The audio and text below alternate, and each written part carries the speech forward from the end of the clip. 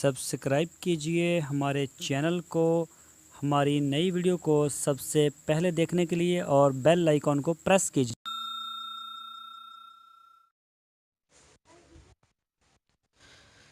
बिस्मिल्लाहिर्रहमानिर्रहीम। अस्सलामु अलैकुम मेरे दोस्तों, क्या हाल चाल हैं। मैं उम्मीद करता हूं कि मेरे तमाम दोस्त खैरियत से होंगे।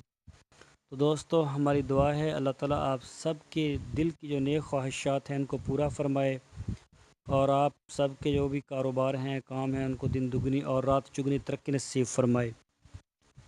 तो दोस्तों, आज हम बात करेंगे बकरी के लिए एक देसी नुस्खा है। अगर बकरी को खांसी हो जाए, ये नुस्खा आप भेड़, बकरी, उनके बच्चे और गाय भैंस के लिए भी इस्तेमाल कर सकते हैं। बहुत ही प्यारा है आज का हमारा नुस्खा। तो इसके ऊपर हम बात करेंगे पूरी डिटेल के साथ। आपने वीडियो को एंड तक देखना है, इंशाल्लाह आपको इससे काफ़ी नफ़ा होगा। तो सबसे पहले मैं अपना तारफ़ करवा दूं, मेरा नाम है तारक चौधरी और आप देख रहे हैं हमारा यूट्यूब चैनल DGF।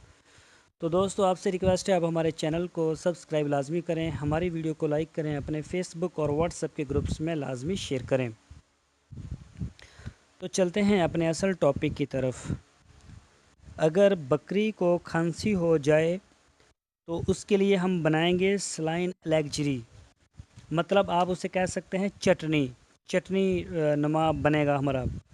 तो इसके लिए आपने लेनी है निशादर 30 ग्राम और पोटाशियम नाइट्रास 30 ग्राम। ये सब कुछ जो भी मैं आपको बता रहा हूँ ये पंसार की दुकान से मिलेगा आपको। और 1 कप को शरबत मिलेगा एक्सट्रैक्ट बेलाडोना, ये होम्योपैथिक जो होते हैं उनके पास मौजूद होता है, ये वहाँ से मिलेगा एक्सट्रैक्ट बेलाडोना।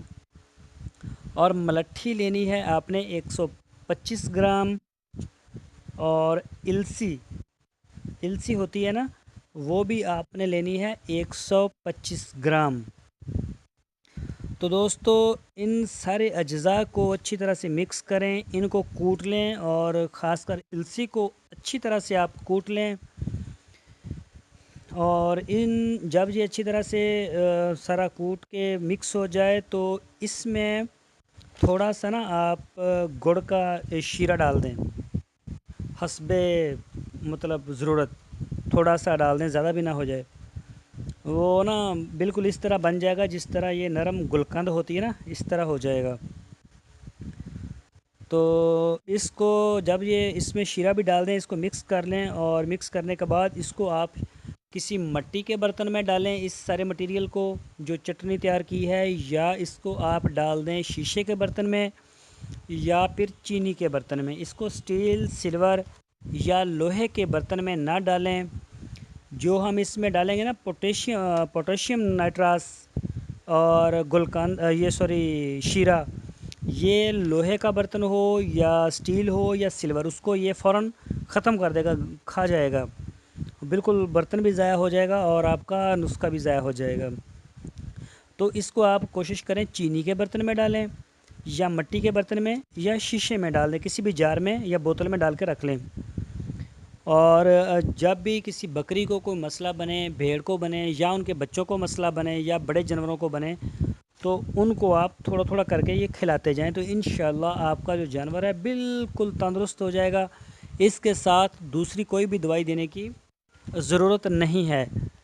तो जब भी जानवर के मुंह में इसको डालना है तो इसकी छोटी सी एक पिन्नी बना लें, तो जानवर की ज़बान ना पकड़ें, जैसा कि हम आपको पहले भी बताते रहते हैं। इससे उत्थू लग सकता है, जो दवाई आप दे रहे हैं वो उसके फेफड़ों में जा सकती है और आपको परेशानी आ सकती है। तो इन चीज़ों का अपने ख़ास ख्याल रखना है।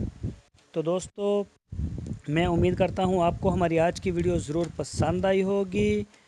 और अगर आपको वीडियो पसंद आई है तो इसको लाइक लाजमी करें और हमारे चैनल के साथ आप लाजमी जुड़े रहिए। हम अपने चैनल के ऊपर रोज़ाना की बुनियाद पर गॉड फार्मिंग से रिलेटेड मालूमात, देसी नुस्खा जात, डेयरी फार्मिंग की मालूमात हम आपके साथ शेयर करते रहते हैं। तो इंशाल्लाह आपको इससे काफ़ी फ़ायदा होता रहेगा और आपका कारोबार भी अच्छा चलता रहेगा। तो आपको परेशानी नहीं आएगी, आपके पास नुस्खा याद मौजूद होंगे। इंशाल्लाह कोशिश करेंगे आपको تاکہ جو بھی ضرورت آپ کی ہو وہ آپ کو ہمارے یوٹیوب کے چینل سے مل سکے۔ تو دوستو آپ اپنا بہت سا خیال رکھنا، پھر ملیں گے آپ کو ایک نئی ویڈیو کے ساتھ۔ اللہ حافظ۔